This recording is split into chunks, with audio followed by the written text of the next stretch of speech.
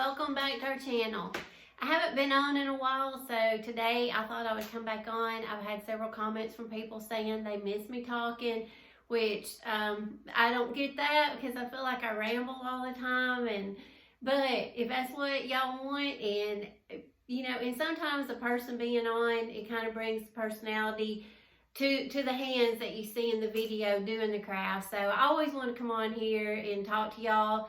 I prefer that. So if that's what y'all like, that is perfectly fine with me. And then that way I can give y'all a little bit more information about the projects I do. And just, sometimes when you go through an instructional type video, there may be things that I've left out. So in this case, you'll get the video, and then I'll kind of go over it with you, in person, and kind of go through the experience that I had when I made it.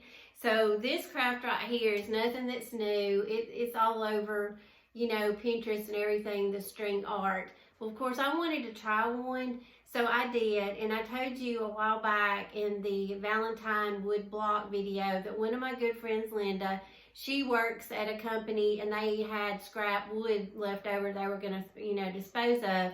And she texted me one day, had a picture of it. She said, would you be interested in this, odds and ends of wood, scrap wood? And I said, yeah, there's all kinds of stuff, we could think up to do with it. So anyway, her and her husband drove it over here. And so I've been kind of just going through it here and there, taking pieces out of the boxes and just kind of brainstorming. So I've got so many projects in my head of things that I can use with all that great wood she brought me. So anyway, I hope you've seen that video. If you haven't, you can go out and watch it. But we've made some cute little distressed wood blocks and decorated them for Valentine's.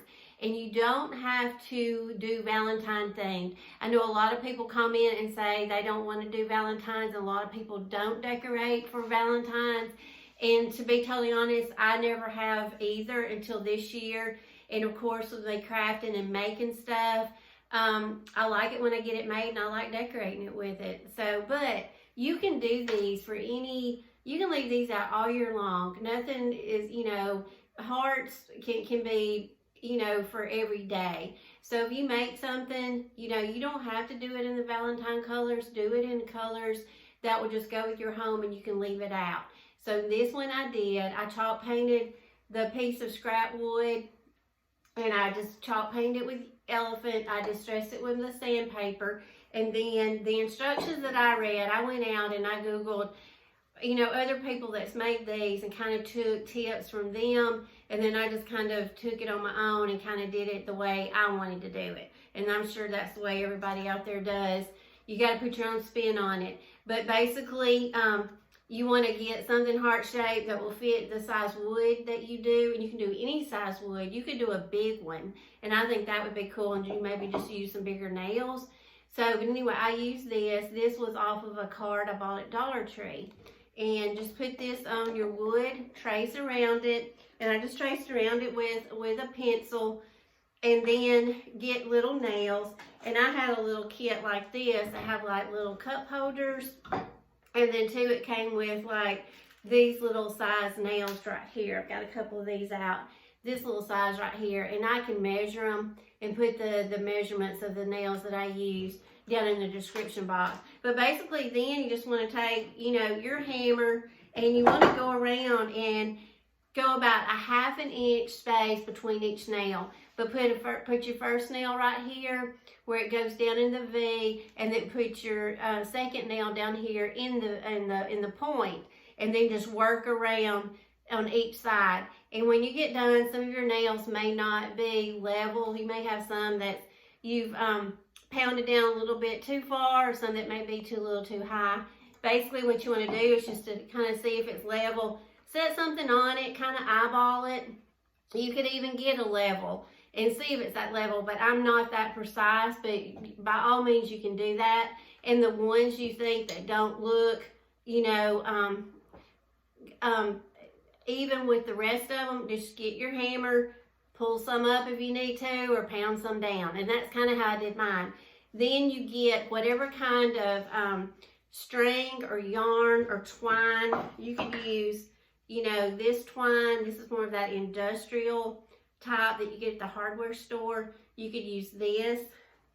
You could use just regular twine you buy at Walmart or Michael's, Hobby Lobby, or you could take the yarn that you can get anywhere. And this was in my previous video of that wreath I made. This is that yarn, and I love this stuff. It feels like an Angora sweater, but I'm not even going to try to pronounce the name of this, but I will have it in my description box again, the yarn that I use. Since I already had this, I just went with this. And basically, when you start it, tie a knot on your very first nail of where you want to start. You can start anywhere you want to. Just tie it in a knot. I clipped it off, and you'll see that in the video. And then you just start stringing, you know, from nail to nail. You go as many times as you want to, make whatever design you want to. And then when I got done, I went around and I looped each nail just to get the form of the heart, to make like a border around it. And that, it was so easy and a lot of fun. So that will be in the video for this block. Another piece of the wood that Linda gave me, they're more flat pieces, and this one I tried to make as an envelope, and you've seen these on Pinterest too, I'm sure.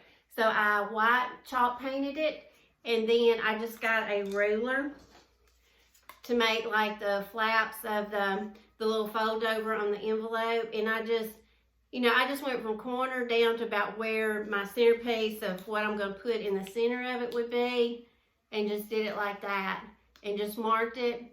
And after I marked it, then I got some of the elephant paint, chalk paint, and then I got this paintbrush right here. You want very little paint on it.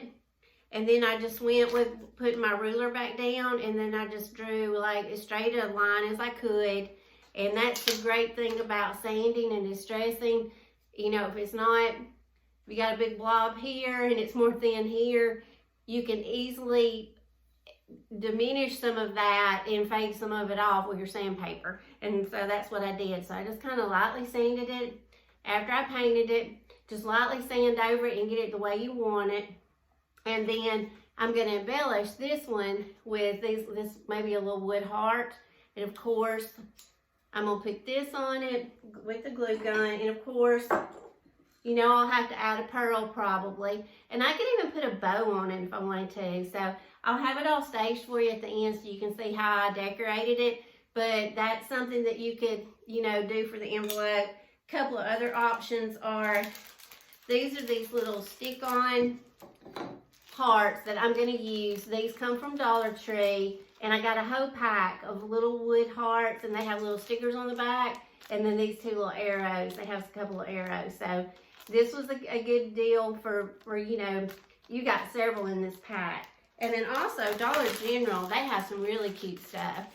They had some, these are called pearlized rose stickers. These are $1 a pack, and these stick on.